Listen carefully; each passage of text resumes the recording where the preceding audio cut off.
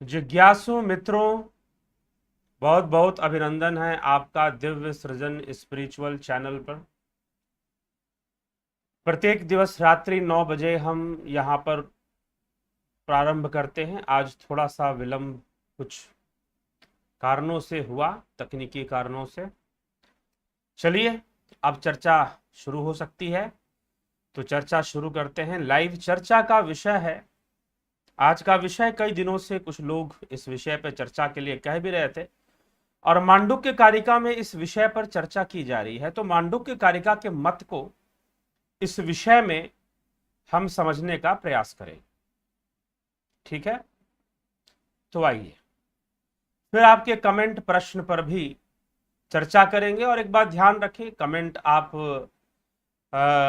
जो विषय हुआ करता है ज्यादातर उसी विषय से ही कमेंट पूछा करें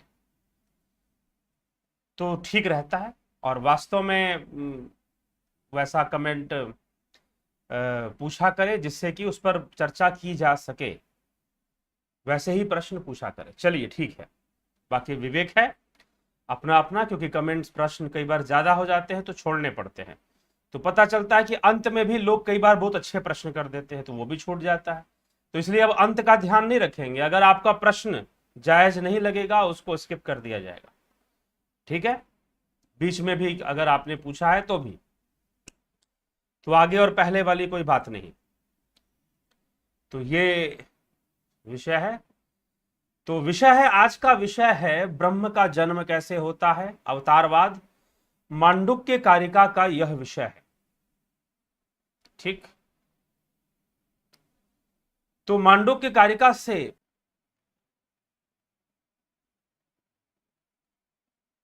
हाँ चलिए अभी ठीक है फिलहाल कनेक्शन। तो जिज्ञासुओं, यही विचार हम आज करेंगे, अवतारवाद। और ब्रह्म का जन्म होता है नहीं होता है, ब्रह्म कैसे जन्म लेता है और ईश्वर का जन्म कैसे होता है, इस पर हम आज ये इन विषयों को हम चर्चा करेंगे, अवतारवाद के विषय पर। और क्या कहा जा रहा है, मांडुक्य कारिका इस विषय में क्या चर्चा करती है उस पर भी हम देखेंगे। तो चलिए सबसे पहले कारिका के श्लोकों को ही देखते हैं। कारिका अपना तर्क क्या देती है, कारिका इस विषय में अपना तर्क क्या देती है, हम उसे देखते हैं। आत्मा में जो भेद आता है, कल भी हमने सुना कि द्वैत जो है, द्वैत और अद्वैत, इन दो विषयों के जो भेद का की चर्चा जो कल हुई है वो आपने सुना। तो अगर आपने उसे सुना है तो निश्चय ही फिर यह विषय भी समझना बहुत कठिन नहीं होगा जो आज चर्चा में होने वाली है। तो हम इन सभी विषयों पर आज चर्चा कर लेते हैं और समझने का प्रयास कर लेते हैं। तो मांडुक्य कारिका के 19वें श्लोक में अगर हम देखें तो कहा जा रहा है, मायया भिद्यते हेतान अन्यथाजम कथशन तत्वतो भिद्यमाने ही मर्त्यताम मृतम व्रजेत। इस अजन्मा अद्वैत में माया ही के कारण भेद है और किसी प्रकार नहीं। यदि इसमें वास्तविक भेद होता तो यह अमृत स्वरूप मरणशीलता को प्राप्त होता। अगर अद्वैत में कोई भेद होता तो यह भी तो मरणशीलता को प्राप्त होता, जैसे कि द्वैत जगत में प्रत्येक वस्तु ही मरणशीलता को प्राप्त हो रहे हैं। उससे पहले ही वो कह देते हैं 18वें श्लोक में, अद्वैतम परमार्थो ही द्वैतम तद्भेद उच्यते तेषाम उभयथा दैप्तम तेनायम न विरुध्यते। अद्वैत परमार्थ है और द्वैत उसी का भेद कहा जाता है, तथा उन द्वैतवादियों के मत में दोनों प्रकार से द्वैत ही है, इसलिए उनसे इसका विरोध नहीं है। ठीक, तो पहले तो द्वैत अद्वैत के विरोध के बारे में, भेद के बारे में पहले ही चर्चा कर दी गई है, क्योंकि अद्वैत परमार्थ है, द्वैत उसी का कार्य है, भेद है। तथा उन द्वैतवादियों के मत में दोनों प्रकार से द्वैत होने के कारण उनमें विरोध आएगा, लेकिन वास्तव में अद्वैत में द्वैत का विरोध नहीं देखा जाता, क्योंकि वह कार्य मान लिया जाता। यह भी कल हमने चर्चा कर लिया था। तो 19वें श्लोक से जन्म की चर्चा हो रही है कि ब्रह्म का जन्म होता है या नहीं होता है, आत्मा का जन्म होता है या नहीं होता है। तो उसी की चर्चा करते हुए महर्षि योगी गौड़पाद क्या कहते हैं, मां यया भिद्यते हेतन्नान्न यथाजम कतश्चन तत्वतो भिद्यमाने ही मर्त्या ताम मृतम व्रजेत। यह अजन्मा अद्वैत में माया ही के कारण भेद है। पहले ही क्या लिखा गया, अजन्मा अद्वैत, अर्थात यह जो अजन्मा अद्वैत है, अर्थात अद्वैत अजन्मा है। अद्वैत कौन है, जो ब्रह्म है। अद्वैत कौन है, जो आत्मा है। अयम आत्मा ब्रह्म, आत्मा ही ब्रह्म, ब्रह्म ही आत्मा। इस प्रकार से बार बार कहा गया है उपनिषदों के अंदर। बाकी तर्क देने वाले अपने कुएं के मेंढक को समझा सकते हैं, जो उनके कुएं का मेंढक बनने के लिए तैयार हैं या फिर ऑलरेडी बन चुके हैं। आप उनको समझा सकते हो, क्योंकि वो अपने कुएं के बाहर नहीं झांकते, वो कहीं कुछ नहीं पढ़ते नहीं सुनते। आप जो सुनाते हो उतना ही सुनेंगे, आप जो पढ़ाते हो उतना ही पढ़ेंगे। परंतु यहां जो उपनिषदों का तर्क जिस प्रकार से दिया हुआ है, उसका जवाब आप नहीं दे पाएंगे। इसीलिए मित्रों मैं ये कहता हूं कि अगर आप चाहते हैं कि सनातन विरोधी षड्यंत्र खत्म हो, जो हमारे देश में चल रहा है, सनातन विरोधी षड्यंत्र, और वो कई रूप में चल रहा है, कई रूप में। आप सबसे ज्यादा किसके प्रति आकर्षित रहते हैं, राजनीतिक रूप के प्रति। आज थोड़ा सा इस विषय पर भी बोलना है, कि संक्षेप में ही बोलूंगा, लेकिन आप सुने और समझे। वास्तविक सनातन क्या है, उससे लोग भटके हुए तथा कथित। अब क्या कहा जाए, कुछ लोग, कुछ मित्र हैं जो इस पर चर्चा करते हैं, इस विषय को समझते हैं।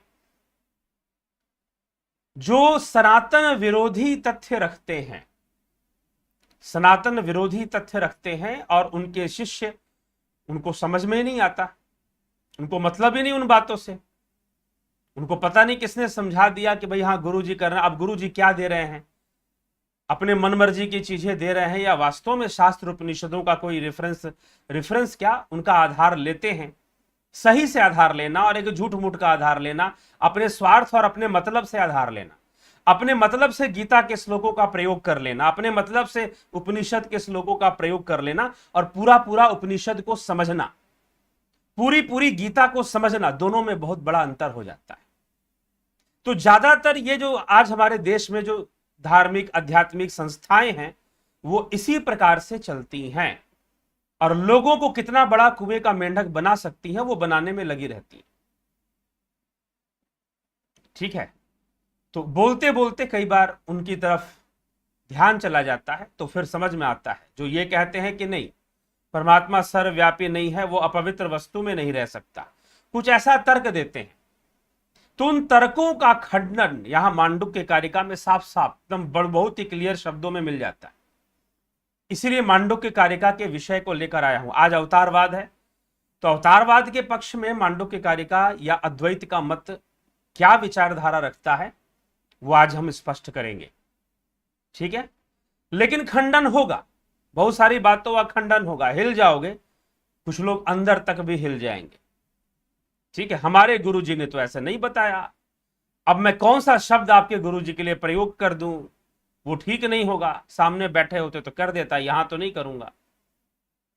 ठीक है, तो चलिए समझिए, कुएं का मेंढक मत बनिए। मैं सीधा बार बार कहता हूं, कुएं का मेंढक मत बनिए। ठीक, नहीं तो धर्म कभी मिलने वाला नहीं, ना समझ में आने वाला है, ना कभी मार्ग पर आगे बढ़ने वाले, क्योंकि आप उस कुएं के दायरे में ही सब कुछ करते रहोगे, क्योंकि आपको बता दिया गया वही करना है, दूसरा कुछ करना नहीं है, दूसरा कुछ समझना नहीं है। ठीक, तो चलो, तो आज हम इस पर चर्चा करते हैं। तो कई विषय हैं इसमें, हम देखेंगे कई विषय हैं जिसको आज क्लियर करेंगे अवतारवाद और ईश्वरीय जन्म के विषय में। तो सीधा 19वें सूत्र में ही कह देते हैं, यह अजन्मा है, अद्वैत अजन्मा है, इसका जन्म नहीं होता। सीधी सी बात, एक लाइन में उत्तर सुन लीजिए कि ब्रह्म अजन्मा है, आत्मा अजन्मा है, इसका जन्म नहीं होता, क्योंकि इसको जन्म की आवश्यकता ही नहीं है। जन्म लेने की आवश्यकता इसे है ही नहीं। तो क्यों जन्म जन्म ले, एक बात बताइए। जब इसको जन्म लेने की कोई आवश्यकता नहीं है तो जन्म क्यों लेगा? It do not need to take birth in physical form, in physical body. सब कुछ वही है, यह जड़ चेतन भी वही है, यह स्थूल शरीर भी वही है। इस स्थूल शरीर में काम करने वाली जितनी शक्तियां हैं सूक्ष्म रूप में, मन बुद्धि चित्त अहंकार भी वही है। सब कुछ तो उसी का विवर्त है भैया। और स्थूल क्या है, सूक्ष्म क्या है, पवित्र क्या है, अपवित्र क्या है, सुगंधित क्या है, दुर्गंधित क्या है, यह सब तो इंद्रिय विषय है। यह सब तो इंद्रिय विषय है कि नहीं है बताइए? इंद्रियों से ही तो अनुभव कर रहे हो, यहां सुगंध आ रहा है, यहां दुर्गंध आ रहा है, ये चीज गंदी है, ये चीज बदसूरत है, ये चीज खूबसूरत है। तो यह प्रश्न ही नहीं उठता ना कि अपवित्र वस्तु में परमात्मा है कि नहीं है। निश्चित रूप से है, निश्चित रूप से है, क्योंकि जो कुछ भी है उसी से है, उसके बिना कुछ है ही नहीं। किसी चीज का, वस्तु का अस्तित्व नहीं, स्वीकार नहीं होता अद्वैत मत में। तो पहले एक लाइन में ही कह दिया गया कि यह अजन्मा है। इस अजन्मा अद्वैत में माया ही के कारण भेद है और किसी प्रकार नहीं है। यदि इसमें वास्तविक भेद होता तो यह अमृत स्वरूप मरणशीलता को भी प्राप्त होता। यह अमृत होता ही नहीं अगर इसका जन्म मरण होता तो। अगर, क्योंकि जहां आप जन्म स्वीकार करोगे आपको मरण स्वीकार करना पड़ेगा। आप ये नहीं कह सकते कि कृष्ण का जन्म हुआ था और कृष्ण का मरण नहीं हुआ, राम का जन्म हुआ था और राम का मरण नहीं हुआ। अगर उनके शरीर में आने की क्रिया को आप जन्म कहते हो तो फिर उनका शरीर छोड़ने की क्रिया को मरण भी मानना पड़ेगा। मानना पड़ेगा कि नहीं मानना पड़ेगा बताओ? अगर शरीर में आने की क्रिया को, कृष्ण शरीर में आए, अगर उनके शरीर में आने की क्रिया को अगर आप जन्म कहते हो तो जब वो शरीर त्यागते हैं तो उसका मरण भी मानना पड़ेगा। लेकिन जन्म दिवस मनाते हो, मरण दिवस क्यों नहीं मना लेते भाई? क्योंकि जिसका जन्म होगा उसका मृत्यु निश्चय है। ध्रुवम, क्या श्री कृष्ण भगवान ने कहा है इस विषय में दूसरे अध्याय में? कि जिसका, स्वयं श्री कृष्ण कह रहे हैं, जिसका जन्म निश्चित है उसकी मृत्यु निश्चित है। तो अगर कृष्ण का जन्म हुआ है तो कृष्ण की मृत्यु भी निश्चित होगी। फिर या तो मानो ही मत कि कृष्ण का जन्म हुआ, या तो मानो ही मत कि कृष्ण का जन्म हुआ, बस तुम्हारी आंखों से कुछ देर तक उस युग में द्वापर युग में कुछ देर तक, कुछ वर्षों तक, शायद 100 वर्षों तक, 120 वर्षों तक कृष्ण लोगों को दिखाई दिए होंगे उनके चरम चक्षुओं से, हम ये कह सकते हैं। उसकी मूर्ति बना दी गई मंदिरों में तो हमने देख ली तो हम आज उनको भी मानते। लेकिन जरा खुद से विचार करो, अगर तुम कृष्ण का जन्म स्वीकार करते हो तो मरण स्वीकार नहीं करोगे तो गीता के विरुद्ध यह बात हो जाएगी। क्योंकि श्रीमद् भगवत गीता में यह स्पष्ट रूप से लिखा है, जातस्य ही ध्रुवो, जिसका जन्म निश्चित है उसका मृत्यु भी निश्चित है, उसकी मृत्यु भी निश्चित है। उसी समय, जिस समय जन्म हुआ उसी समय यह बात भी निश्चित हो गई कि आज शरीर धारण किया है तो एक दिन ऐसा भी आएगा जब शरीर छोड़ देगा, जब शरीर छोड़ देगा। इसलिए मित्रों, इस चैनल पर जो चर्चा होती है आप कृपया उसको फैला दिया करें ताकि लोगों के पास जाए और वो धीरे धीरे समझें कि कई लोगों के पास, गुरुओं, संस्थाओं के पास वास्तव में वो भटके हुए हैं। भले उनकी बहुत भारी संख्या हो, भारी भारी संख्या है, वो सनातन धर्म नहीं है। सीधी सी बात, सीधी सी बात। अभी कई विषय हैं जिस पर लोग मुझसे प्रश्न करते हैं, उस पर भी चर्चा ले आना है तो वो भी आएंगे बीच बीच में। मांडुक्य कार्य का लंबा विषय है, अभी और चलेगा काफी। तो सुनते जाएंगे इसके तर्कों को। तो एक लाइन में पहले ही कह दिया गया कि अद्वैत अजन्मा है, उसका जन्म नहीं हो सकता। ठीक है, ना होता, हो सकने वाली बात नहीं, उसको आवश्यकता नहीं है कि वह जन्म ले, उसकी जरूरत नहीं है कि वो जन्म ले। तो ब्रह्म का जन्म नहीं होता, बात खत्म। अब चलिए, तो आगे क्या कहते हैं 20वें अध्याय श्लोक में योगी गौड़पाद कहते हैं, अजातस्यैव भावस्य जाति विचन्ति वादिनः अजातो हयमृतो भावो मर्त्याताम कथमिष्यति मर्त्यताम कथमिष्यति। द्वैतवादी लोग जन्महीन आत्मा के भी जन्म की इच्छा करते हैं। वो आत्मा जिसका कभी जन्म नहीं हो सकता, उसके जन्म की इच्छा करते हैं। कौन लोग? जो द्वैतवादी हैं कि भाई वो भी जन्म ले लेगा। सभी द्वैतवादियों में नहीं, लेकिन कुछ द्वैतवादी मतों में ऐसा है। किंतु जो पदार्थ निश्चय ही अजन्मा और मरणहीन है, वो मरणशीलता को किस प्रकार से प्राप्त होगा? खुद से सोचिए। जो अमृत है, जो अमर है, जो मरणशील नहीं है, वो मरणशीलता को क्यों प्राप्त होने लगेगा? क्योंकि जिसका जन्म होगा उसका मरणशील होना निश्चय है। हम जितने भी लोग हैं, मैं इस शरीर को धारण कर कर बोल रहा हूं, आप सभी इस शरीर को धारण करके सुन रहे हैं, यह शरीर मरणशील है, यह शरीर मरणशील है, और हम सब का शरीर मरणशील ही है। तो एक बात बताइए, जिसका जन्म होगा उसकी तो मरणशीलता निश्चित है। तो फिर ब्रह्म के अगर जन्म मानोगे तो उसकी मरणशीलता भी तो माननी पड़ेगी ना। यह सबसे बड़ा तर्क है, और प्रथम तर्क है मांडुक्य कारिका का कि भाई तुम कहोगे कि हां ब्रह्म ने जन्म लिया कृष्ण के रूप में, राम के रूप में, लेकिन जब तुमने जन्म शब्द का प्रयोग कर लिया, जब तुमने जन्म शब्द का प्रयोग कर लिया, तो मरण शब्द से भागते क्यों हो? मरण को भी स्वीकार करो कि कृष्ण का मरण हुआ, राम का मरण भी हुआ।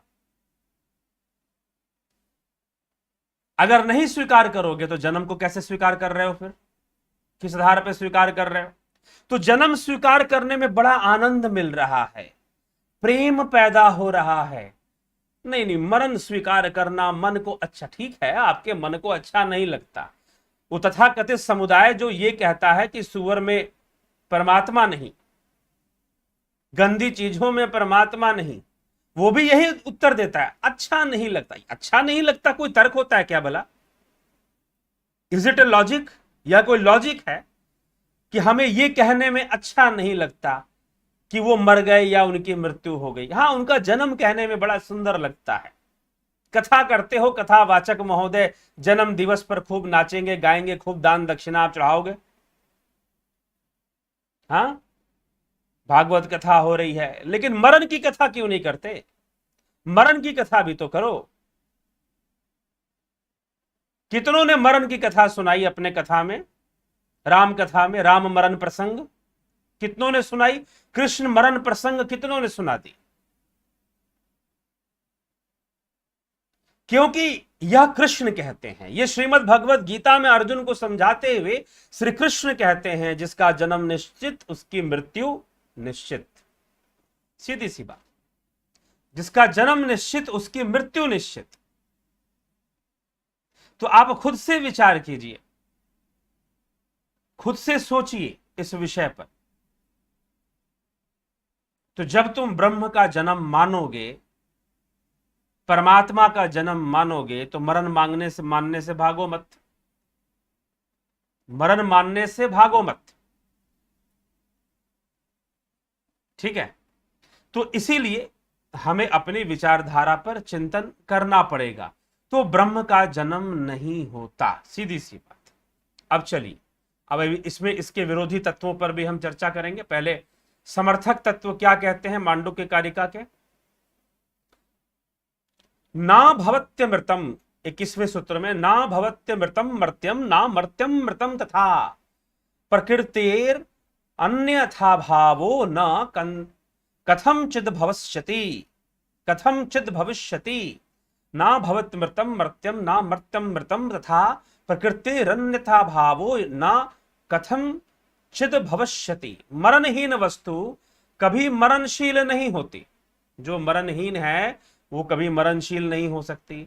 आत्मा मरणहीन है, ब्रह्म मरणहीन है, तो मरणशील वस्तु कभी मरणहीन नहीं हो सकती, और मरणशील कभी अमर नहीं होता।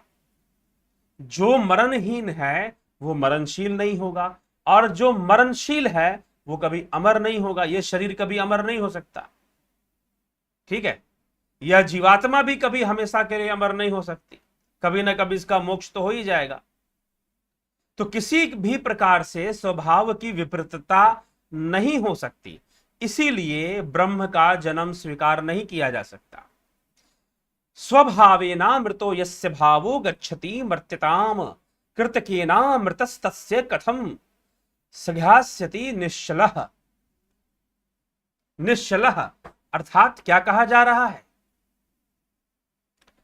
तो यहां पर कहा जा रहा है कि यह जो मरणशील है, ध्यान से दीजिए, कि जिसके मत में स्वभाव से मरणहीन पदार्थ भी मर्तत्व को प्राप्त हो जाता है, उसके सिद्धांतानुसार कृतक होने के कारण वह अमृत पदार्थ चिर अस्थाई कैसे हो जाता है, कैसे हो सकता है? तो जिसके मत में, ठीक, स्वभाव से मरणहीन पदार्थ भी मर्तत्व को प्राप्त हो जाता है, उसके सिद्धांत कि जो मरणहीन पदार्थ है वह मर्तत्व को प्राप्त हो जाता है, उसके सिद्धांत अनुसार जन्म होने के कारण वह अमृत पदार्थ चिरस्थाई कैसे हो सकता है? जिसका जन्म हो गया वो कभी चिरस्थाई नहीं हो सकता, ठीक है। तो यह मत बार बार यहां पर रखा जा रहा है, प्रस्तुत किया जा रहा है। अगले श्लोक में देख लें, एक ही बात है जो पहले कहा गया, भूततो अभूततो वापि सृज्यमाने समाश्रुति निश्चितम युक्ति युक्तम च यद भवति नेतरत पारमार्थिक अथवा अपारमार्थिक। किसी भी प्रकार की सृष्टि होने में श्रुति तो समान ही होगी, अतः उनमें जो निश्चित युक्ति युक्त मत हो वही हो सकता है, अन्य नहीं। तो यहां पर एक दूसरा तर्क दिया गया। दूसरा तर्क क्या दे दिया गया? शास्त्रों का, श्रुतियों का, कि भाई आप पारमार्थिक चर्चा करें, अपारमार्थिक चर्चा करें, द्वैत चर्चा करें, अद्वैत चर्चा करें, श्रुति वाक्य परिवर्तन नहीं माना जाता। श्रुति वाक्य का परिवर्तन स्वीकार नहीं किया जा सकता। इसलिए यह श्रुति वाक्य ही है कि ब्रह्म का जन्म नहीं हो सकता, क्योंकि ब्रह्म मरणशील नहीं है, अमृत है वो। तो अमृत होने के कारण, अमृत जो मरणशील नहीं, जिसकी मृत्यु संभव नहीं, तो अगर आप उसका जन्म स्वीकार कर लोगे तो मरण स्वीकार करना ही पड़ेगा, कोई विकल्प आपके पास नहीं बचेगा। और यह विकल्प श्रीमद् भागवत गीता भी नहीं छोड़ती है, ठीक है। हां, अब एक प्रश्न उठता है कि क्या कृष्ण ब्रह्म थे? कई बार लोग यहां प्रश्न कर देते हैं, क्या आप कृष्ण को ब्रह्म मानते हैं? पहली बात तो यह जान लो कि ब्रह्म किसे कहते हैं। कल भी मैंने स्पष्ट किया, भाई साहब ने पूछा क्या कृष्ण, क्या ईश्वर जन्म नहीं लेता? ईश्वर किसे कहते हैं और कैसे समझोगे? संस्कृत भाषा के अनुसार सीखोगे, समझोगे। जो प्रचलित मान्यताएं हैं उसमें अर्थ का अनर्थ हो सकता है।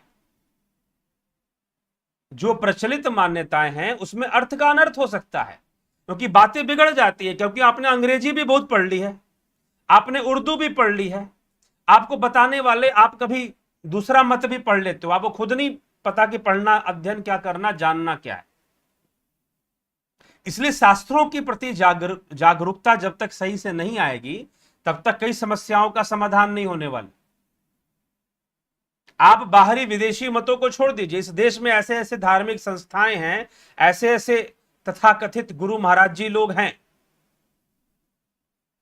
कि अर्थ का इतना अनर्थ कर चुके हैं, और लाखों की संख्या में, संख्या बल की कमी नहीं है उनके पास, क्योंकि उनका उद्देश्य ही संख्या बल है उनका। और जिसको संख्या बल का उद्देश्य है वो धार्मिक नहीं, वो राजनैतिक अधिक है।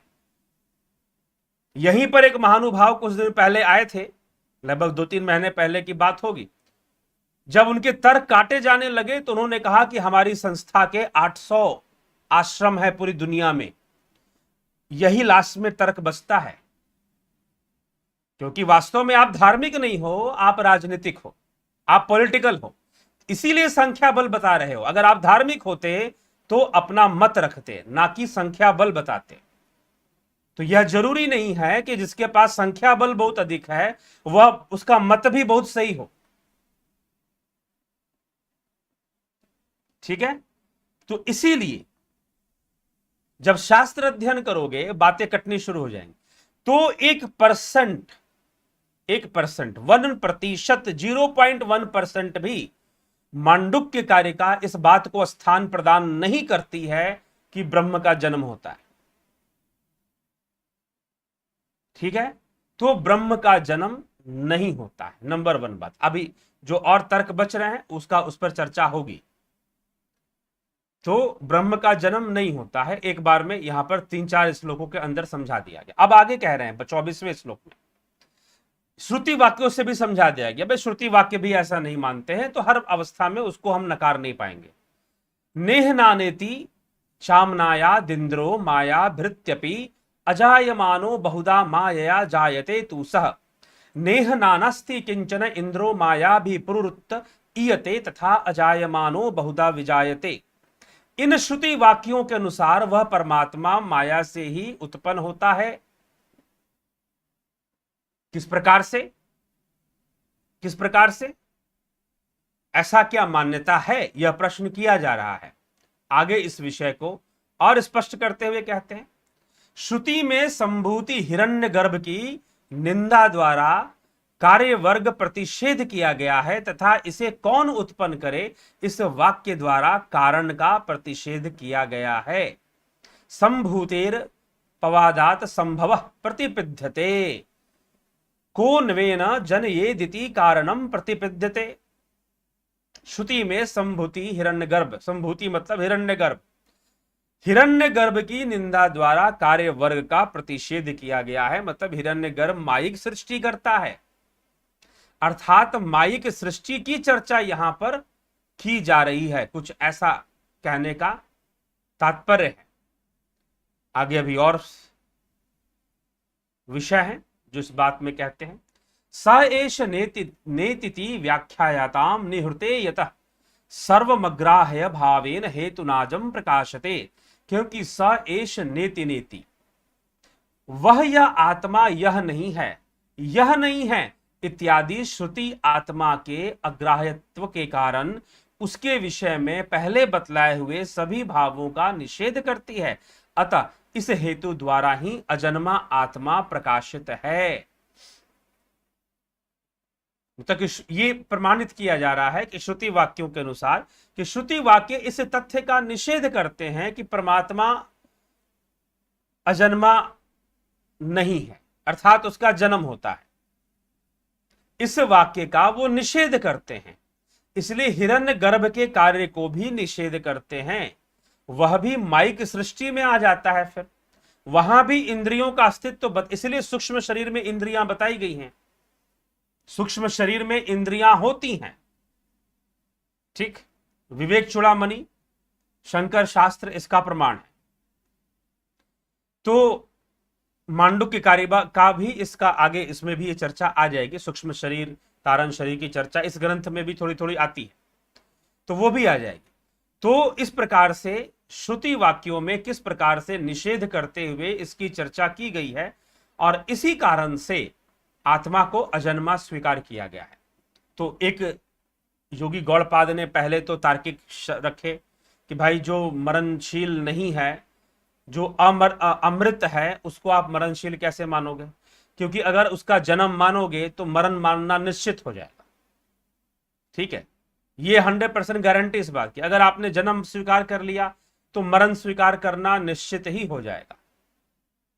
अस्तो मायया जन्म तत्वतो नैव युज्यते बंध्या पुत्रो न तत्वेन मायया वापि जायते। असद्वस्तु का जन्म तो माया से अथवा तत्वतः किसी प्रकार भी होना संभव नहीं है। बंध्या का पुत्र ना तो वस्तुतः उत्पन्न होता है और ना ही माया से ही। असद्वस्तु का जन्म तो माया से अथवा तत्वता किसी प्रकार भी होना संभव नहीं है। असतवादियों के पक्ष में भी असत वस्तु का जन्म माया से अथवा वस्तुतः किसी प्रकार होना संभव नहीं माना गया, क्योंकि ऐसा देखा नहीं जाता कि बंध्या पुत्र ना तो माया से उत्पन्न होता है, ना ही किसी और विधि से उत्पन्न हो सकता है। जो बांझ स्त्री का पुत्र है वो हो नहीं सकता। यथा स्वप्ने द्वयभासम स्पंदते मायया मनः तथा जागृत द्वयभासम स्पंदते मायया मनः। जिस प्रकार स्वप्न काल में माया से ही द्वैत भास रूप से स्फुरित होता है, अर्थात देखिए यहां पर श्रुति वाक्यों के अनुसार हिरण्यगर्भ की चर्चा भी ले ली गई, इसीलिए अब स्वप्न की चर्चा भी इसमें आ जाती है, क्योंकि स्वप्न काल में भी जो सृष्टि हो रही है वह भी माया से है, द्वैत मास रूप से स्फुरित होता है। उसी प्रकार जागृत काल में भी यह माया से ही द्वैत भास रूप से स्फुरित होता है।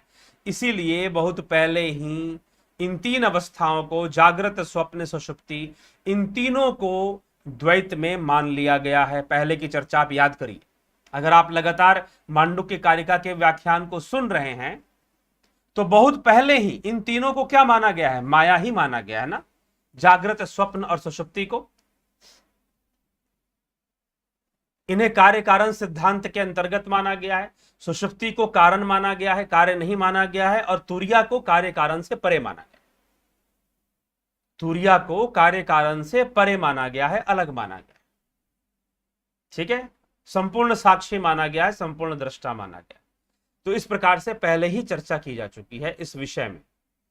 तो वही बात रिपीट की जा रही है कि जिस प्रकार स्वप्न काल में मन माया से ही द्वैत मास रूप से स्फुरित होता है, उसी प्रकार जागृत काल में भी वह माया से ही द्वैत मास रूप से स्फुरित होता है। तो जागृत और स्वप्न दोनों में माया की ही सृष्टि है। अद्वयम च द्वयभासम मनः स्वप्ने न संशय, अद्वयम च द्वयम भासम तथा जागरण संशय। इसमें संदेह नहीं कि स्वप्न में भी अद्वय मन ही द्वैत रूप में भासने वाला है। इसी प्रकार जागृत काल में भी निसंदेह अद्वय मन ही द्वैत रूप में भासने वाला है।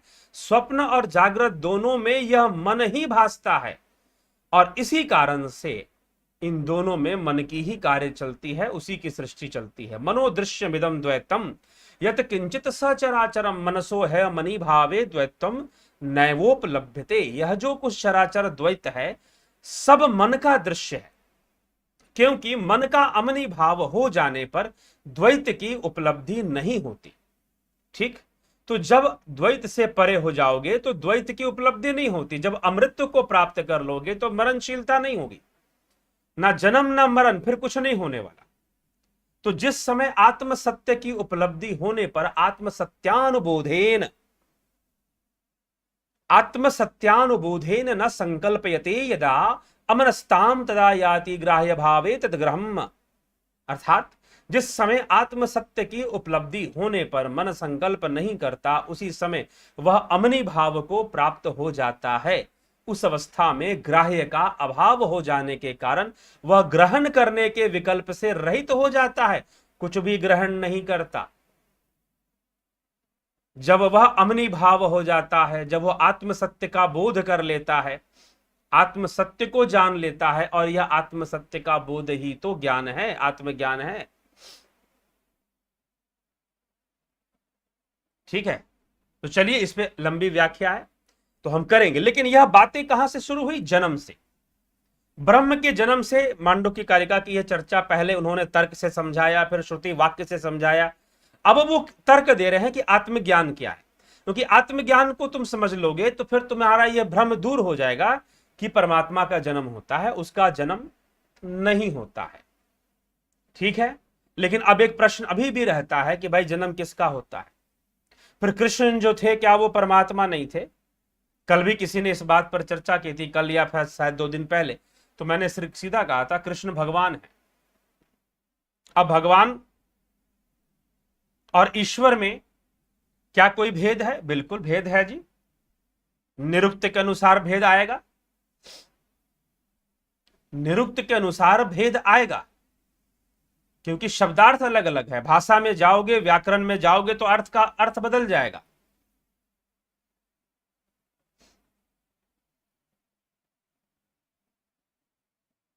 ठीक है, जब भाषा में जाओगे, इसीलिए पश्चिम के अंदर भी बहुत ज्यादा जब भाषा को लेकर प्रॉब्लम आने लगी, भाषा को लेकर बहुत ज्यादा प्रॉब्लम आने लगी, जो शब्द है उसकी उत्पत्ति कैसे हुई और शब्द का प्रयोग समाज में कैसे हो रहा है, यहां तक कि किताबों में भी राइटर लोग कैसे लिख रहे हैं, इतना ज्यादा प्रॉब्लम आ गई कि उस समय कुछ दार्शनिक हुए, उनका नाम था विटजेंस्टाइन। विटजेंस्टाइन हुए, बर्कले हुए, जिन्होंने लिंग्विस्टिक फिलॉसफी दी। मैं पश्चिम का थोड़ा सा आधार इसलिए ले रहा हूं ताकि आपको इसका महत्व तो समझ में आएगा, इसकी इस बात की कितनी इंपॉर्टेंस है, किसकी, शब्दों के अर्थ की। तो ईश्वर शब्द का अर्थ क्या है, भगवान शब्द का अर्थ क्या है, दोनों का अर्थ ही अलग अलग है, दोनों का अर्थ ही अलग अलग है। ठीक, अब हम आते हैं इस बात पर कि जो कृष्ण का जन्म हुआ, जो राम का जन्म हुआ, वो क्या था। अब हम उस विषय को समझेंगे। पहले तो यह स्पष्ट कर लीजिए कि ब्रह्म का कोई जन्म नहीं होता, उसे जन्म लेने की आवश्यकता ही नहीं, क्योंकि जो कुछ है सब ब्रह्म ही है।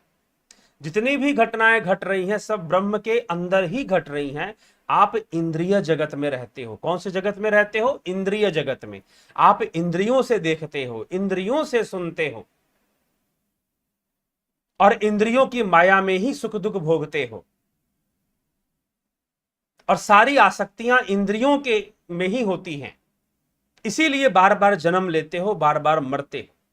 पुनरपि जननम पुनरपि मरणम पुनरपि जननी जठरे शयनम, इस संसारे खलु दुस्तारे कृपया पाहि पार मुरारे। इसीलिए तुम्हारी ये स्थिति रहती है। अगर हम जन्म मानेंगे ईश्वर का या परमात्मा का, ब्रह्म का, तो उसका मरण भी स्वीकार करना पड़ेगा। शरीर और दिखता भी है। अगर मान लीजिए आप कृष्ण का जन्म मानते हैं तो कृष्ण ने अपना स्थूल देह त्याग भी दिया। ठीक है, अगर राम का जन्म मानते हैं तो उन्होंने स्थूल देह त्याग भी दिया। अगर आप कृष्ण को ब्रह्म मानते हो तो इसका मतलब वो जन्म से पहले भी थे और मरण के बाद भी है। ठीक है, मरण के बाद भी है और जन्म से पहले भी थे, यह हमें स्वीकार करना पड़ेगा। ठीक ना, क्योंकि ब्रह्म और जब जन्म था उस समय तो था ही। तो क्या मूर्ति देखोगे तभी कृष्ण है, ना देखोगे तो कृष्ण नहीं है। और कृष्ण ने क्या कहा? अहम आत्मा गुडाकेश सर्वभूताश स्थित। अर्जुन, मैं सभी भूत प्राणियों में उसकी आत्मा हूं। आत्मा मतलब ब्रह्म हूं। तो एक बात बताओ कि अपनी आत्मा को देखने कृष्ण के मंदिर में जाओगे या अपने भीतर प्रवेश करोगे? कहां जाओगे ये निश्चय कर लो।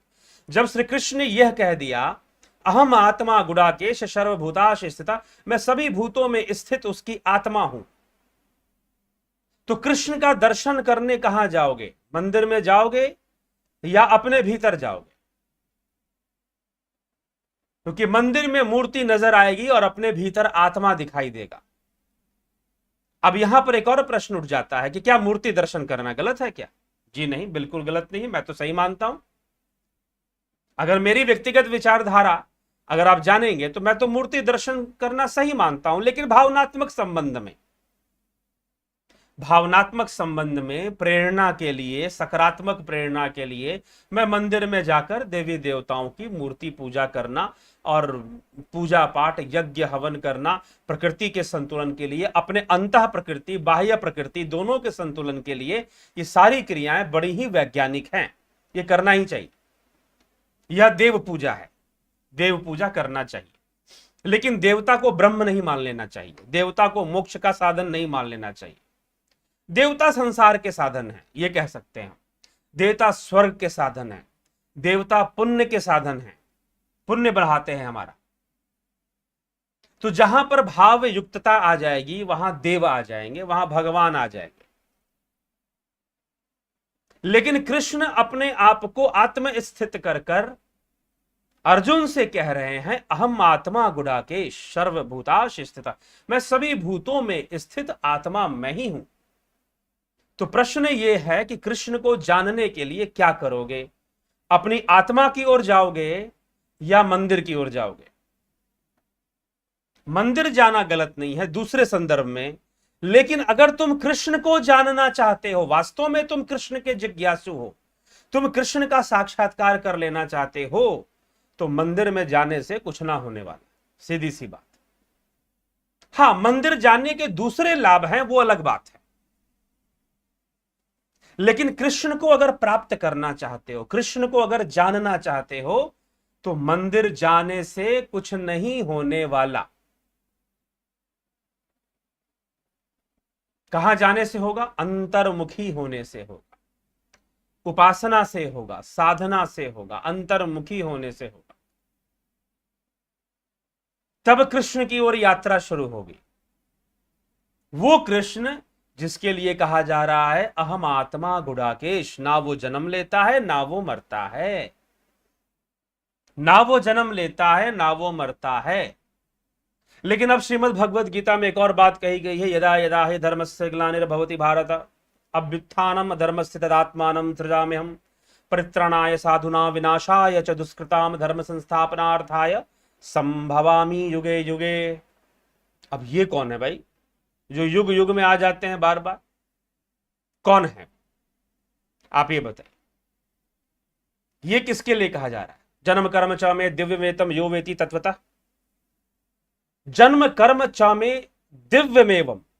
हे अर्जुन, मेरा जन्म और मेरा कर्म दिव्य है।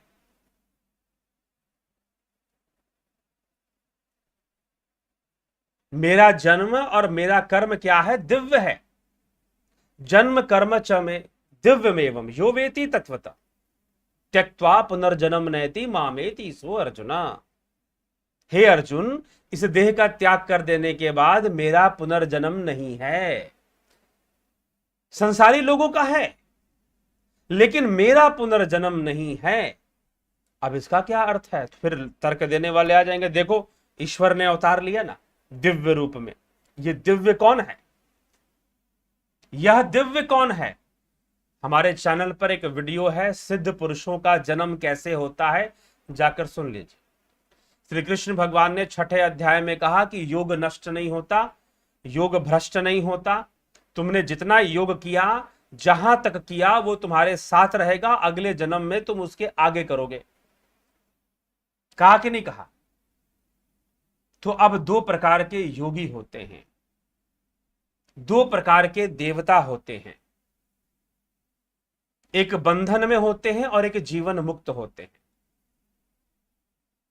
देवता पुण्य से बनते हैं, परंतु जो जीवन मुक्त देवता हैं वो योगी देव हैं, देव योगी हैं। ठीक है? परंतु वह निश्चय ही ब्रह्म को जानने वाले होने के कारण, ब्रह्म को तो वो जानते हैं, लेकिन उनके अंदर देव संकल्प होता है, शुभ संकल्प होता है, शिव संकल्प होता है। शिव संकल्प होने के कारण उनका देव भाव हमेशा बना रहता है। तो यह जो देवता हैं और वह जो योगी हैं, जो जीवन मुक्त हैं, क्या है? ध्यान से एक शब्द समझिए, जीवन मुक्त। कौन बनता है जीवन मुक्त? जो योग साधना करता है वो बन जाता है, या फिर देवता। कुछ देवता ऐसे हैं वो जीवन मुक्त है, उनको जीवन मुक्त कहा गया है। अर्थात वह जीवन के बंधन में नहीं है। जैसे इंद्र आदि देवताओं के बारे में हम सुनते हैं कि एक बार यमराज इंद्र के पास गए और इंद्र से कहा कि भाई तुम्हारा समय खत्म हो रहा है इंद्र की गद्दी पर बैठने का, इंद्र की गद्दी, इसलिए तुमको अब यहां से जाना है। देव योनि से पशु योनि में, सूकर की योनि में तुम्हें उतर जाना है। इंद्र घबरा गया कि भाई ये तो नहीं, मैं तो नहीं जाऊंगा। यमराज ने कहा जाना तो पड़ेगा, जबरदस्ती उसको जाना पड़ा। तो यह जीवन मुक्त नहीं, तो देवता जीवन मुक्त नहीं होते, इसलिए देवता भी याचना करते हैं उन्हें मनुष्य जीवन मिले। बड़े भाग मानुष तन पावा, सुर दुर्लभ सद ग्रंथे गावा, साधन धाम मोक्ष करी द्वारा, पाई न जही परलोक सवारा। तो जो जीवन मुक्त हैं, जीवन मुक्त कौन है? सिद्ध योगी, जिन्होंने इंद्रियों के साथ संबंध विच्छेद करने में सफलता प्राप्त की है और स्थूल शरीर और सूक्ष्म शरीर का जो बंधन था उसे उन्होंने तोड़ दिया। तोड़ देने के कारण जब वो अपने ध्यान शक्ति से, अपने योग बल से तोड़ते हैं, देखो टूटता तो मृत्यु समय भी है लेकिन उसमें आसक्ति नहीं खत्म होती, इसीलिए वो सूक्ष्म शरीर वाला फिर से शरीर धारण करता है क्योंकि आसक्ति बनी है, कर्म बने हैं, संस्कार बने हैं। लेकिन जब योग बल से आप स्थूल देह के साथ सूक्ष्म शरीर का संबंध तोड़ दिया जाता है तो वह सूक्ष्म शरीरधारी योगी जीवन मुक्त हो जाता है। क्या हो जाता है? जीवन मुक्त हो जाता है। ठीक है, उसकी अवस्था देवताओं से भी ऊपर हो जाती है। तो जो योगी जीवन मुक्त हो जाता है वह अपनी इच्छा मात्र से शरीर धारण करने की स्वतंत्रता उसे रहती है। संकल्पों का नाश नहीं होता, इसीलिए वो अपने सूक्ष्म शरीर का नाश तुरंत नहीं कर पाता।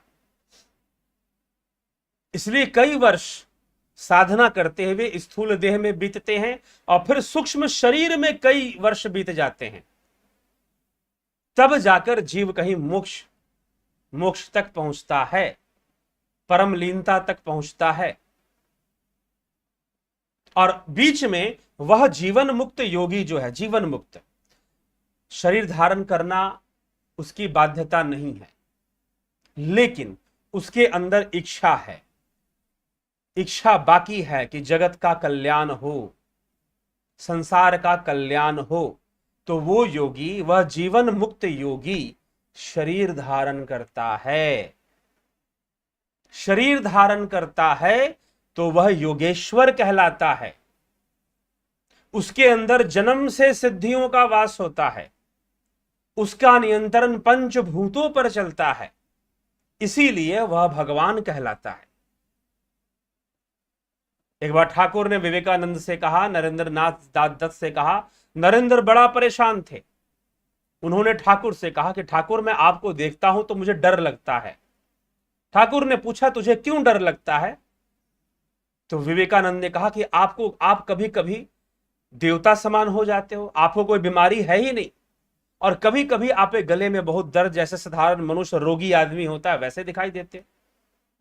इतना भयानक रोग होने पर भी आप 2-2 घंटा बोलते रहते हो। अगर कोई जिज्ञासु आ जाए समझने के लिए आपके पास आध्यात्मिक विषयों को, तो आप 2-2 3-3 घंटा मैं क्या, जो डॉक्टर साहब आपका इलाज कर रहे हैं वह भी देख कर डरते हैं कि भाई ये कैसा व्यक्ति है। ठाकुर ने कहा कि जय रामा जय कृष्णा सेई आमी रामा कृष्णाश। नरेंद्र आंखें फाड़कर देखते रहे कि मैं किससे बात कर रहा हूं, ये कौन है भाई, मैं किससे बातचीत कर रहा हूं। तो वो सिद्ध योगी जो वास्तव में जीवन मुक्त हो चुके हैं, वह जीवन मुक्त हो चुके हैं, वह क्या करते हैं, अपने शिव संकल्पों के कारण शरीर धारण करते हैं। वह शरीर के बंधन में नहीं होते, वह शरीर के बंधन में नहीं होते, वह शरीर धारण करते हैं और शरीर धारण कर कर हमें समझाते हैं। तो वह जीवन मुक्त योगी जब आते हैं तो वो अवतारी हैं, क्योंकि उनकी अवस्था बहुत ऊंची है और वो नीचे उतरे हैं, वो नीचे उतरे हैं, इसलिए वो अवतारी है। ये यहां पर स्वीकार किया जा सकता है। कृष्ण का जन्म। दूसरा, मैंने एक और बात कही, योगी जीवन मुक्त होते। आजकल एक ऐसे ही आपने अगर सुना हो, महाअवतारी बाबा, कुछ लोग उनके नाम पर भी संस्थाएं बना रखे हैं, कुछ कुछ करते हैं। महाअवतारी बाबा जीवन मुक्त हैं। योगोदा की किताबों में हम उनके बारे में पढ़ते हैं, योगानंद परमहंस लाहिड़ी महाशय के पुस्तकों में, श्री श्यामाचरण लाहिड़ी महाशय की पुराण पुरुष और अद्वैत के ऊपर उनकी कुछ पुस्तकें हैं, उन सब के पर भी हम उनको पढ़ते हैं, महाअवतारी बाबा के बारे में, जीवन मुक्त। तो ऐसे सिद्ध आत्माएं, ऐसे सिद्ध पुरुष, योगी, सिद्ध योगी, वो अपनी मर्जी से शरीर धारण करते। इसलिए भगवान कहते हैं ना, क्या कह रहे हैं, जन्म कर्म च में दिव्यमेवं यो वेति त्यक्त्वा त्यक्त्वा पुनर्जन्म नेति मामेति स्वर्ग। इस शरीर को त्यागने के बाद मेरा पुनर्जन्म नहीं, मेरी मर्जी है भाई, मैं अपने कर्मों के कारण नहीं आया, मैं बंधन में नहीं आया, मैं जगत कल्याण हेतु अवतरित हुआ हूं। तो ऐसे सिद्ध योगी जगत कल्याण हेतु शरीर धारण करते हैं। दूसरा, जो जीवन मुक्त देवता हैं, जो जीवन मुक्त देवता है, जीवन मुक्त देवता कौन है? ब्रह्मा विष्णु महेश। जितने भी देवता हैं वह बंधन में हैं, लेकिन ब्रह्मा विष्णु महेश यह जीवन मुक्त कहे गए हैं। जीवन मुक्त कहे गए हैं। क्या कहे गए हैं? जीवन मुक्त। इनका जीवन नहीं है। जीवन मुक्त होने का मतलब कि जीवन नहीं है ऐसा नहीं है, वो जीवन के बंधन में नहीं है। वह जीवन के बंधन में नहीं है, यह बात समझना पड़ेगा। ठीक है, तो जीवन के बंधन में नहीं होने के कारण उनकी भी मर्जी है, इच्छा करे तो शरीर धारण कर ले, अगर उनको लगता है। इसलिए विष्णु अवतार स्वीकार्य है। पुराणों में अगर विष्णु अवतार की कथा आती है तो गलत नहीं है, ठीक है, विष्णु जीवन मुक्त हैं।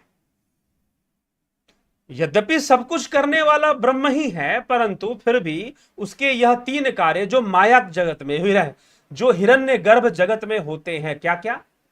सृष्टि, पालना और संहार। इन तीनों को अलग अलग भाव देने के कारण ये तीन अलग अलग देवता हैं। यह जीवन मुक्त हैं, इनका जन्म हो सकता है, बंधन में नहीं, अपनी स्वेच्छा से, जगत कल्याण हेतु। तो भगवान विष्णु का जन्म स्वीकार्य है इस संदर्भ में। परंतु जो सर्वव्यापी आत्मा है, जो ब्रह्म है, सब उसी की लीला है। विष्णु, ब्रह्मा विष्णु महेश सब जो हैं उसी के उसमें आएंगे, उसके क्षेत्र के बाहर कोई नहीं है। इसलिए हम कहते हैं ना शक्ति का वास। वास्तव में शक्ति क्या है? एक ऐसी कल्पना कि ब्रह्म के अंदर शक्ति है और वो ये कर देगा, वो कर देगा, ऐसा करके दिखा देगा, वैसा करके दिखा देगा, चमत्कार कर देगा, तुरंत से सारी बीमारी दूर कर देगा। भारतीय सनातन धर्म में ऐसी विचारधारा का प्रचार नहीं था, बाद में हुआ है। सनातन धर्मियों के मध्य ऐसी विचारधारा का प्रचार नहीं था। अगर होता तो कृष्ण क्यों कहते कर्म कर, कर्म कर, कर्म कर, कर्म करना पड़ेगा, मैं कोई कर्म फल नहीं देता। कर्म फल से अपने आप को अलग माना है उन्होंने। पंचम अध्याय 10वां श्लोक भगवान कहते हैं ना कर्म, ना कर्म फल और ना कर्ता, इन तीनों का सृजन मैं नहीं करता। ना मैं कर्म करवाता हूं, ना मैं कर्मों का फल देता हूं, और ना मैं कर्तापन को प्रकट करता हूं। तीनों काम मैं नहीं करता। I am not responsible for these things.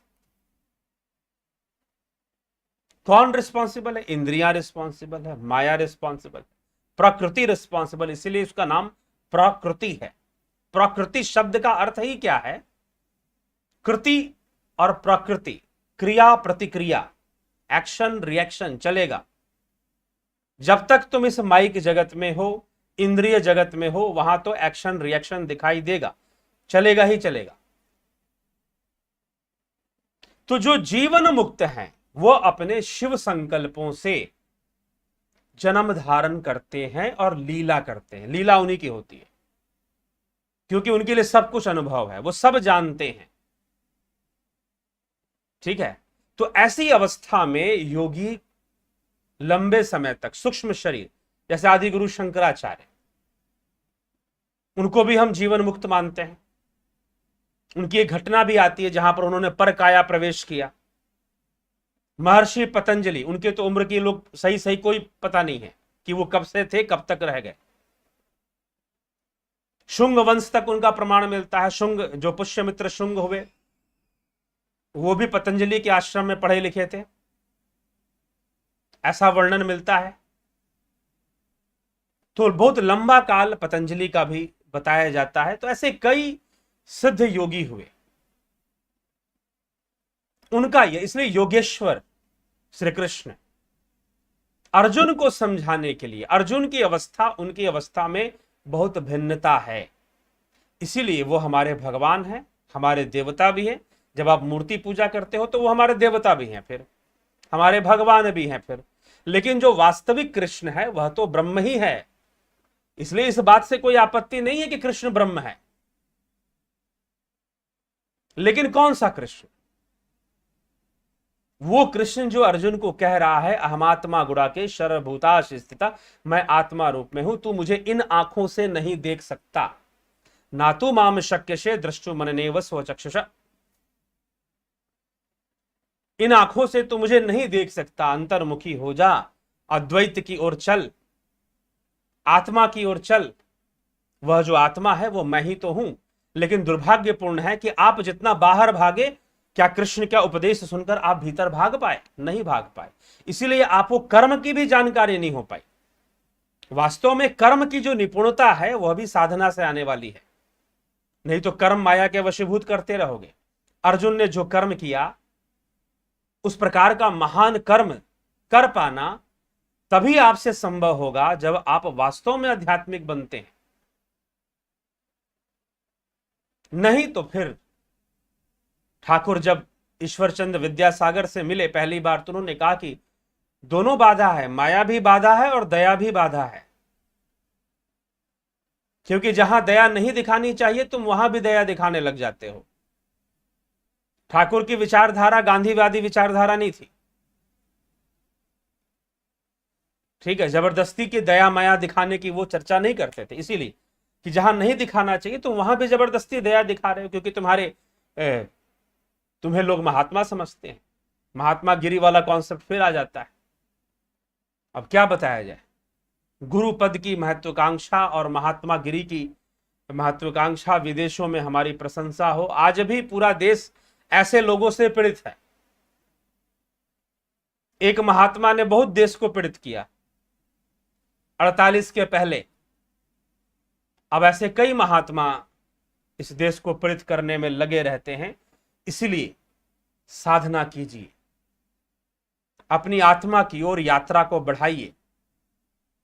अवतार होते हैं, लेकिन यह मत कहिए कि परमात्मा ने अवतार लिया या ब्रह्म ने अवतार लिया, यह मत कहिए, ठीक है।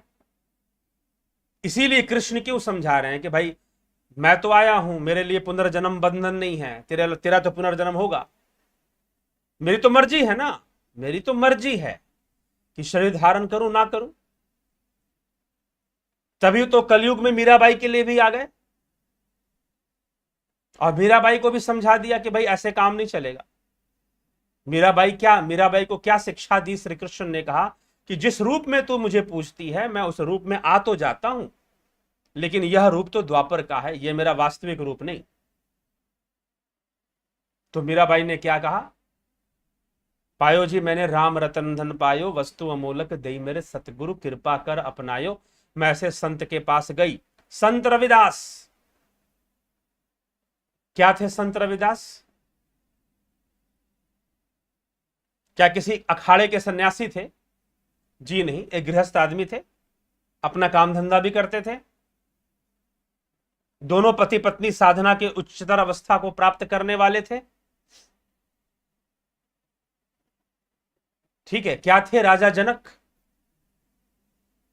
तो ऐसे कई योगी महात्मा श्री श्यामा कलयुग में भी और कई जिन्होंने योग साधना के ऐसे उच्चतर अवस्थाओं का स्पर्श किया, प्राप्त किया, अनुभव किया, आनंद का अनुभव किया, लोगों को समझाया, लोगों को बताया। तो आवश्यकता है योगी बनने की। तस्माद योगी भवार्जुन, कृष्ण कह रहे हैं तो योगी बन जाए। और योगी बनने का मतलब क्या है? घर बार छोड़ दो। एक योगी जी मुझे ऐसे मिल गया जो इसी भावना से प्रभावित थे कि भगवान कृष्ण ने कहा है कि अर्जुन को योगी बन जा। तो मैंने कहा कि आप तो बन गए, लेकिन अर्जुन तो नहीं बना था, क्योंकि जिसे आप योगी बनना समझते हैं वो वाला योगी अर्जुन नहीं बना था। वही योगी बना था जो कृष्ण ने समझाया था। आपने वो नहीं समझा कि कृष्ण का अर्थ क्या है, योगी बन जाओ का मतलब क्या है, योगी बन जाओ का तात्पर्य क्या है, कृष्ण का क्या तात्पर्य है। इसलिए गीता के श्लोक चुराओ मत, चोरी करना बंद कर दो। अपने मतलब के हिसाब से कोई अध्याय ले लिया। अब एक कोई संस्था है वो गीता का ही प्रचार करती है, वो बोलती है कि 7वें अध्याय से गीता पढ़ो, बाकी के 6 अध्याय छोड़ दो। क्यों 6 अध्याय व्यर्थ है क्या? ध्यान योग की चर्चा तो 6ठे अध्याय में ही हो रही है। तो इतना कंफ्यूज ना करें, आध्यात्मिक उपदेश है, जरूर ग्रहण करना चाहिए, समझना चाहिए, विचार करना चाहिए। ठीक है, चलिए, तो यही विषय है। तो कौन अवतरित होता है? जो जीवन मुक्त हैं अवतरित होते हैं। वो देवता जो जीवन मुक्त माने गए हैं, ब्रह्मा विष्णु महेश, उसमें ब्रह्मा का अवतार नहीं लिया जाता, क्योंकि ब्रह्मा सृष्टि करता मानते हैं पुराणों की कथा के अनुसार। इनकी व्याख्या पुराणों कथा में भी आएगी। अगर पुराणों को भी पढ़ेंगे तो भी यही प्रमाणित होता है। मैंने स्वयं पढ़कर भागवत, महापुराण, शिव पुराण स्वयं पढ़कर ये ऐसे सूत्र वहां पर देखे जहां पर साफ लिखा है ब्रह्म का जन्म नहीं होता। ठीक है, तो जो जीवन मुक्त श्रेणी में आते हैं वो शिव संकल्प होकर, शिव मतलब कल्याण का संकल्प, शुभ संकल्प, शुभ संकल्पित होकर जगत कल्याण हेतु देह धारण करते हैं। बस इतना ही है। ठीक है, वो सिद्ध योगी हैं जो देह धारण करते हैं और फिर वो तरह तरह के काम करते हैं, लोगों को समझाते हैं और जीवन मुक्त देवता हैं। चलिए ठीक है, आप एक कमेंट देखते हैं, इस विषय से संबंधित होंगे तो उत्तर दिया जाएगा, चर्चा की जाएगी। गुरुजी, मृत्यु के बाद सूक्ष्म शरीर स्थूल शरीर से बाहर निकलता है तो फिर भौतिक शरीर का दोहन सूक्ष्म शरीर कैसे अनुभव करता है? उस प्रकार से अनुभव नहीं करता, आसक्ति के वशीभूत अनुभव करता है। मान लीजिए कि स्थूल शरीर का दाह संस्कार कर दिया गया, तो दाह संस्कार में जो अग्नि का जो तप है वह उसको अनुभव नहीं होगा, क्योंकि वो शरीर छोड़ चुका है। लेकिन उसको दुख जरूर होगा, उसे पीड़ा जरूर होगी कि उसका शरीर नष्ट हो रहा है, जल रहा है, और वो पूरी तरह से नहीं त्यागता और बहुत जल्दी से नहीं त्याग देता। त्यागने के लिए ही दाह संस्कार कर दिया जाता है कि जल्दी से शरीर को छोड़ दे। ठीक है, त्यागने के लिए ही दाह संस्कार किया जाता है। चलो, सब्जेक्टिविटी में ही अद्वैत है? जी नहीं, अद्वैत और द्वैत का कोई ट्रांसलेशन अंग्रेजी भाषा में तो नहीं। सब्जेक्टिविटी ऑब्जेक्टिविटी से जोड़ना ही अनुचित है।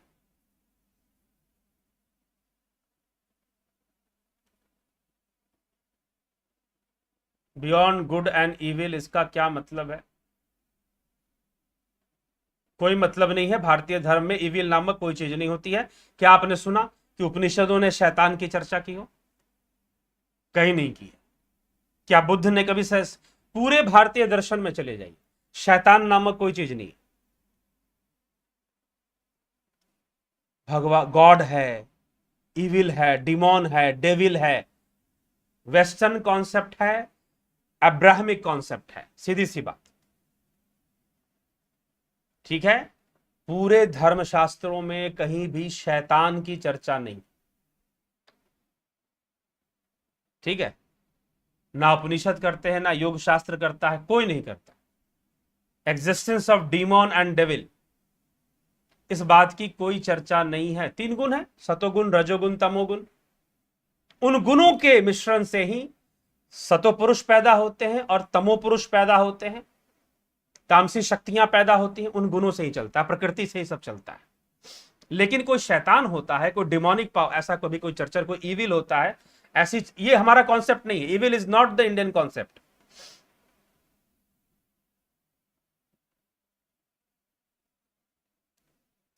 गुरुजी ओम नमः शिवाय बहुत ज्यादा महान है? नहीं जी, बहुत महान ही तो नहीं है।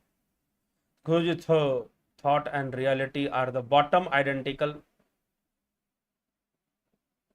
गुरुजी, श्रीमद् भगवद गीता में 6ठे अध्याय में कहा कि कृष्ण का चिन्मय शरीर का कभी क्षय क्षति नहीं होता है। तो आपने श्लोक भी रख दिया करें, नंबर के साथ देख लेंगे गीता के अंतर्गत कौन से श्लोक में कहा गया है। जय श्री कृष्ण गुरुजी। बल्लभनाथ गोविल जी, रामनिवास मीना जी, रूपलाल विश्वकर्मा जी, मनीष पटेल जी, ज्योति दत्ता जी, अतुल कोल्हे जी,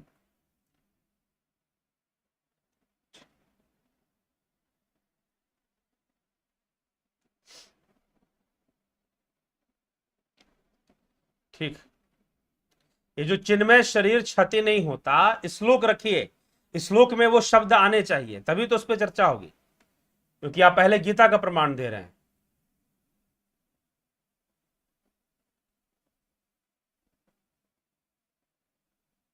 क्योंकि आपने अगर यह प्रश्न टीका से लिया है तो गड़बड़ हो जाएगा।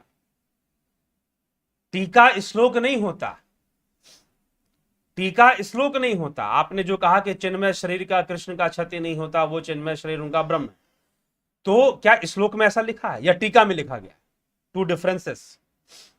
इसीलिए मैं टीका नहीं पढ़ता, पहले पढ़ता था, आजकल मैं किसी भी गीता का टीका नहीं पढ़ता, श्लोक और उसका शब्दार्थ पर ही फोकस करता हूं। किरण शर्मा, गीता देव, कमलेश प्रताप जाला, नवजी। गुरु जी, यदि ब्रह्म से सब कुछ, उससे सब कुछ बनता है तो ब्रह्म तो निराकार है, उनसे साकार कैसे उत्पन्न होता है? सब कुछ उसी में है, निराकार साकार, निराकार है और साकार है, यह आपकी बुद्धि कहती है। इसका उपनिषद उत्तर यह देते हैं कि निराकार साकार कहना भी द्वैत विषय है। सीधी सी बात, निराकार साकार कहना भी द्वैत विषय है। ब्रह्म तो निराकार भी है और साकार भी है, और जहां तक तुम सोच नहीं सकते, जहां तक ये जा नहीं सकती, ब्रह्म तो वो भी है जहां तक तुम्हारा तर्क नहीं हो सकता। इसीलिए द्वैत का विषय मन का विषय है, द्वैत का विषय इंद्रियों का विषय है, ब्रह्म का विषय उपासना का विषय है। ठीक है, उपासना का विषय है। इसीलिए यहां पर बात आ जाती है मांडुक्य कारिका में जो इसको कहा गया।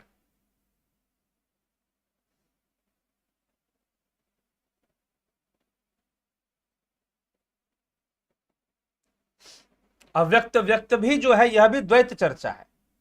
उपनिषदों में पहले चर्चा की गई है, बाद में उसे सब एक ही मान लिया गया है।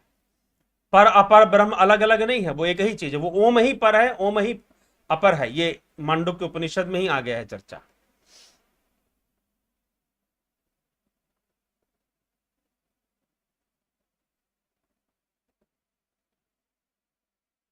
कहां लिखा गया है वो लिखा करे।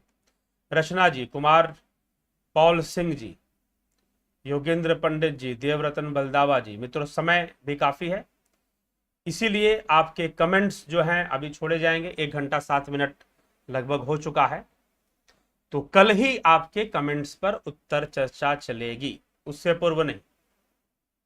ठीक, तो बहुत बहुत आभार। समय की मर्यादा को देखते हुए इस पर हम चर्चा करेंगे, क्योंकि सारे कमेंट पर चर्चा करेंगे तो अभी 1 घंटा और लगने वाला है। ठीक है महानुभाव, तो चलिए विराम देते हैं इस चर्चा को आज, और कल फिर इससे आगे बढ़ती हुई चर्चा आ जाएगी, तो उसमें भी आप प्रश्न कर सकते हैं। बहुत बहुत आभार आप सभी का।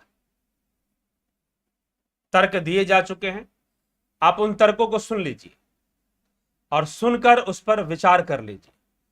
कोई भी प्रसंग पूरा पूरा तरह से विचारणीय होता है, कोई सिंगल श्लोक विचारणीय नहीं होता है। ठीक, पूरा पूरा प्रसंग ही विचारणीय हो सकता है। तो इसके साथ ही विराम देते हैं, और जरूर लोगों के मन से भ्रम दूर हो, मिथ्या दूर हो, असत्य का माहौल दूर हो, उसके लिए आप प्रयासरत रहें, स्वयं भी प्रयासरत रहें। तो अद्वैत क्या है? अद्वैत का महत्वपूर्ण विषय ही आत्मा है। आत्मा को जानना ही कृष्ण को जानना है, आत्मा को जानना ही राम को जानना है। वास्तविक रूप में यद्यपि उनका जीवन, उनका जन्म, उनका कर्म हमारे लिए प्रेरणा है, क्योंकि हम भी तो शरीर में हैं, तो वो स्वयं शरीर धारण करके कर्म कर कर जो उन्होंने प्रेरणा दी है, वो तो निश्चित रूप से कर्म की प्रेरणा बनेगी। परंतु ब्रह्म रूप में वो सब आत्मा ही है। इसलिए जब हम कृष्ण को जानने की बात करते हैं, राम को जानने की बात करते हैं, तो बिना आत्मा को जाने ना कोई कृष्ण को जान रहा है और ना ही कोई राम को जान रहा है। तो इसी के साथ मैं विराम दूंगा, और निश्चय ही आप शेयर भी किया करें ताकि लोगों के अंदर जागरूकता आए धर्म के प्रति, शास्त्रों के प्रति। बहुत बहुत आभार आप सभी का।